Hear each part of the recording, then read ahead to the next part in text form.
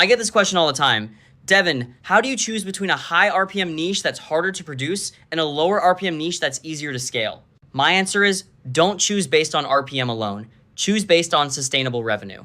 For beginners, I use a simple 3-part scorecard. First, monetization depth. Don't just look at AdSense RPM. Look at sponsor fit, affiliate fit, and whether that audience could buy a simple offer later. Second, production friction. How much research, scripting, editing, expertise, and fact-checking does one video take? If every upload feels heavy, you're going to struggle to stay consistent. Third, repeatability. Can you realistically make 1 to 2 solid videos a week in that niche for the next 6 months with your current skills and time? Here's the decision rule. If the high RPM niche does not give you at least roughly 2x the total monetization potential and you can't still publish weekly, pick the easier niche. Why? Because a slightly lower RPM with reliable output often beats a premium niche you can barely ship. Then, once your systems are stable, you can move up market.